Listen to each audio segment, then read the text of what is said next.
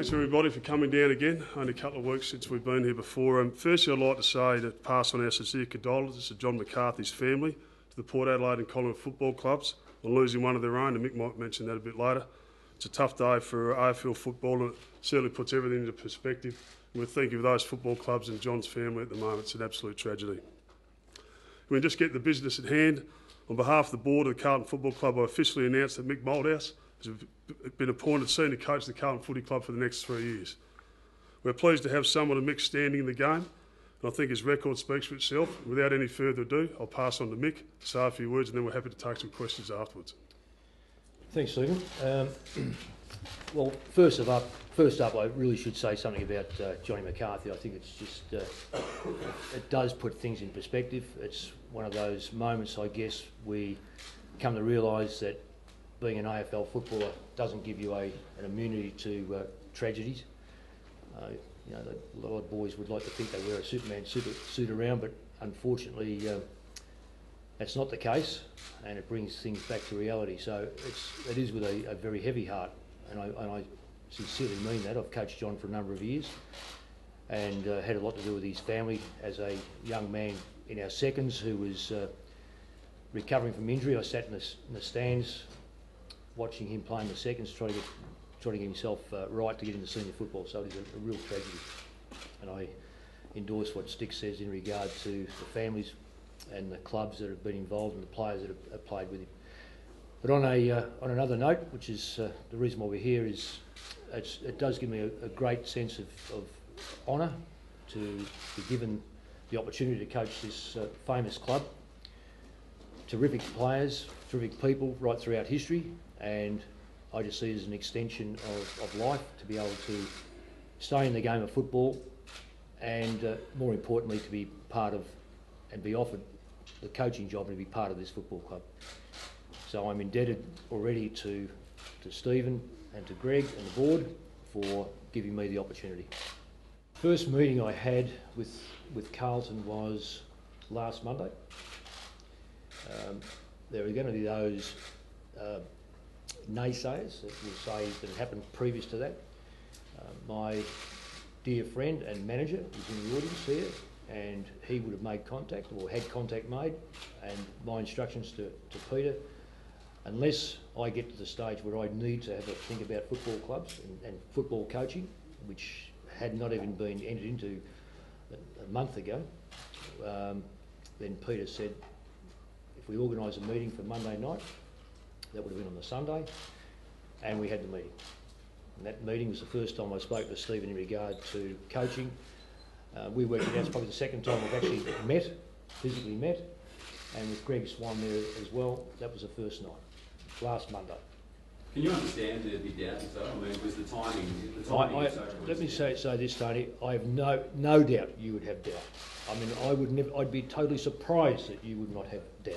Because I'm not the only one. Well, hang on. Well, first of all, I haven't said I've got doubts, but I'm saying there would be people, which I might be part of, that would have doubts. Are you part of it? Well, it's coincidental. You're part of that doubt? No, well, do you believe me, Tony, or not? That's what you would say. Oh, fine. That's covered then. Well, firstly, Darren Harris is going back to working leading teams, Robbo. That explains that one. And obviously, I've read the reports in the paper, and all I can say on that one is that after seeing Mick on Monday night, that triggered some events, and we spoke, CEO Greg Swan and Andrew McKay spoke to a couple of our coaches, saying there could be a change in the way the assistant coaching roles are formatted for this year, and it's actually still ongoing, Robbo, so as soon as we can confirm something about that. But they've been outstanding blokes at our football club, the ones that have been mentioned. We'll be handling that very delicately, and that's ongoing at the moment, so when we can confirm it, we will. The only say I have, Mark, is to have a structure in place that I am comfortable with. That structure at Carlton prior, under Brett Ratton, is totally different than the structure I would like. Not personnel, just the structure. So that's then left to the Carlton Footy Club, the board, or not in this case the board, would have been the CEO and the football operations manager to work through that system. I don't think I need to be in the overall structure of the number of coaches, number one, and the roles they play and how it's balanced, and that's totally different the way it was, as it is with most clubs. Very few clubs run the same line. Well, the Carlton Football Club coaching panel is totally different than what I had last year. And that every club has a different structure. So you said that, you know, it wasn't your decision. No. From that, I get the impression that you did have an influence on who you want here and who you want as your Well, not then, but I certainly will from now on, because I've signed today, and I'll have a look at the structure. The structure was a fleeting moment of the discussion Monday week ago. So we didn't sit all night worrying about the structure of the coaching panel. Do you expect any of the current assistant coaches to stay around? I need to have a close look at everything. Will you be making a big pay for clubs like? Absolutely. Have you spoken with the coach club yourself? No. No. Will you now that you've been appointed coach? At the appropriate time. Will it be Collingwood when the finals are finished? Well, the appropriate procedure is there's a mechanism within each club to make sure that the recruiting manager and whoever else deals with those contracts will talk to that. The coach is the last one that gets involved in that. Stephen, Has been in the past and certainly won't change under my system. I don't believe in having to take over someone else's role in the football club. Well, that was my personal view, as I said at the time. But look, Mick's just made it clear what he thinks. Again, I sincerely think, especially after the last couple of weeks, that Travis will be signed up by Colin and will start. So at the end of the footy season, when he makes up his mind what he wants to do, if he wants to leave the club, of course our club will be interested in pursuing it. Well, we've worked terrifically hard, this football club, and again, we go back to 2 weeks ago. We built this club since the mid-2000s from a $90 million business to a $40+ million business with extra revenue coming in. We've got a $20 million facility, raised $8 million with that money on our own, with government grants coming in as well to help. And I think we will meet all our obligations without a problem. Some of the figures bandied around have been absolutely astronomical. It's not correct. We'll be able to handle that without a problem. Got no idea. No, I'm sure he's not. I'm very happy with the deal we did. It's really beneficial for both people. We were very happy with the dealings we had with Mick and his management. Yep. Family's either all on or all off. And if it had been all off, I wouldn't be sitting here today. And they come to grips with the fact that probably 15% of reporters, news items and so forth are all negative. And they want to live their life in a positive environment. 85% of news, 85% of people are fairly positive. We don't want to get burdened down by 15% that have only one agenda. So the family, not at all. That was going to be a flip over, either there to support and understand the ramifications and understand the pressures, which they all do, and there's no half measures of this. So I have full confidence in the people around me, family and friends, that they all are on board to see me. And the single thing was that I've said it all along, and I'll say it again for a million things, and there's a lot of people out there. There's a thing called it. He knows what it is. I know what it is. Very few other people know what it is. It is when you are out in the middle of the MCG playing football and you have supporters are unforgiving for errors that are made that they don't think should have been made. Same with life in general, that you are under massive pressure. But the thing is, a premiership to me has always only been part of the journey. It is never a destination. So my drive is to see that mountain and keep climbing. So I don't think at any stage I've ever got to the crest of that mountain. And my family understand that, and my friends understand that, and they know that there's a burning desire to keep climbing. And while that's there, they'll support me. Yeah, well, without knowing how they played, I know where they finished on the ladder. I'm not privy to team selection. I'm not privy to the real level of these players, how far they can go or can't go. But I will back myself in any team to get the best out of every individual, or at least try to get the best out of every individual. I want them to enjoy their footy. I want them to have a common goal. And above all, I want them to dream big and understand that the higher the target, the higher the price, the better the reward.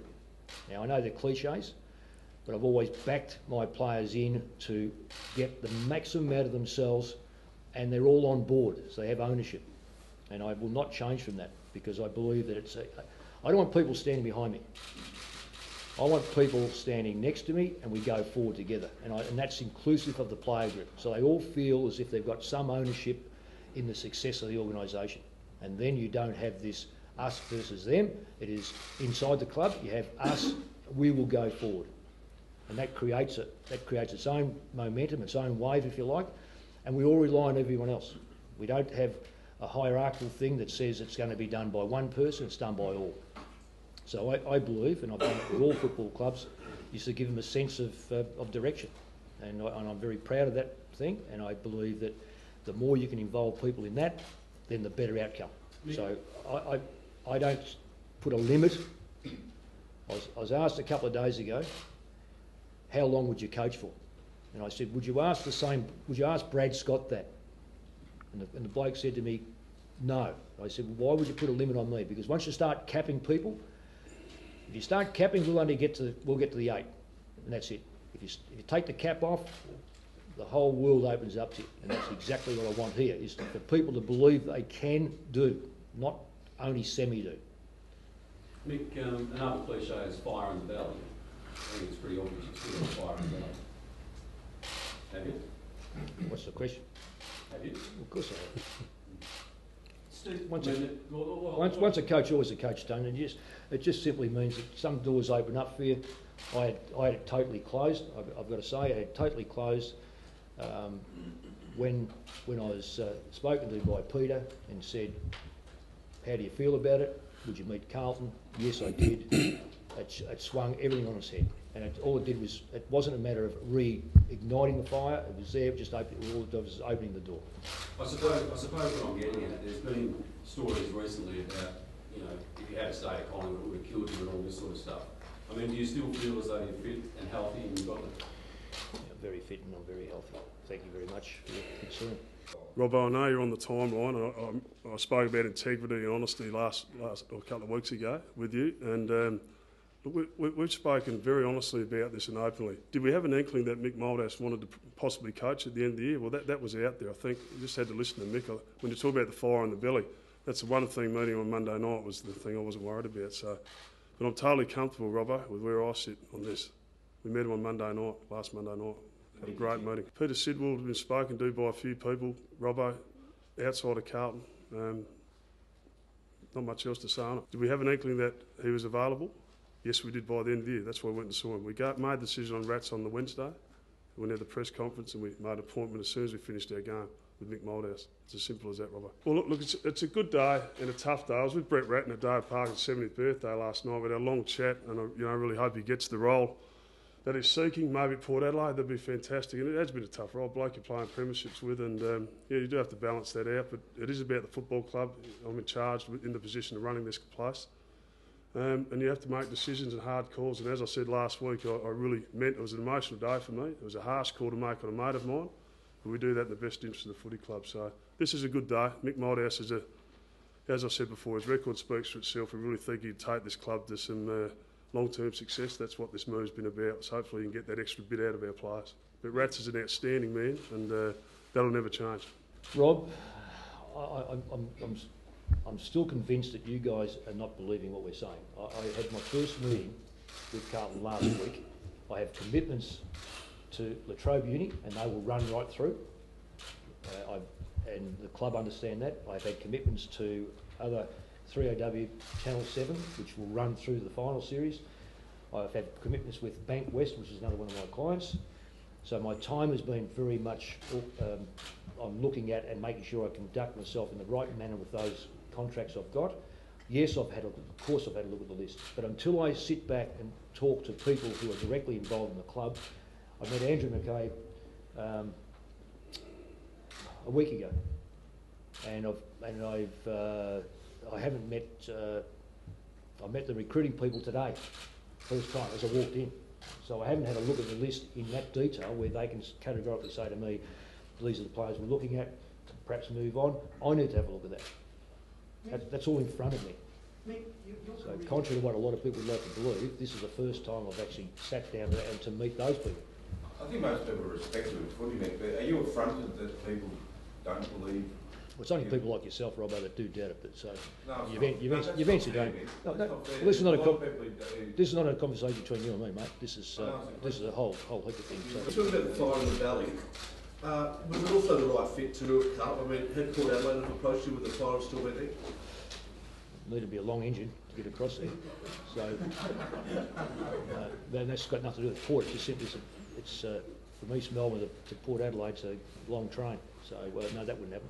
But so as far as Carlton goes, I'm delighted. I'm absolutely delighted because when I look at the way games have been played this year, I've seen the highs and lows of Carlton as I have with other football clubs, and that's something that you, as a coach, you always want to get that bottom line up and keep that top line as high as it can. So, and I've had the great honour of coaching the Australian side, and in that side I've coached four players, and I couldn't think more highly of their credentials, first as players, but secondly, and probably more importantly, as quality people, and that is Eddie Betts, Mark Murphy, Bryce Gibbs, and Cade Simpson. Cade Simpson. How could I forget him? And just outstanding. I better put that 3OW one up right. So they're just outstanding people, and I really am looking forward to reacquainting myself with those guys and the rest of the team. Mick, we used to do all your media stuff. Yep. Is that sort of tough balancing thing? No, not at all. Carlton are very aware of that. The contract starts November 1, but in the meantime, of course, I'll be adding as much assistance as I can to getting things in position for that takeover. And the book, you've got a book tour as well, so you've got to be on. I have. It's Christie's book, and I am looking forward to that. Again, Greg Swan understands that time frame, and that'll be a 13-day tour, so I'll be doing that as well. Good. Well, Thanks, mate. Appreciate it. Fantastic. Mate. Thank you.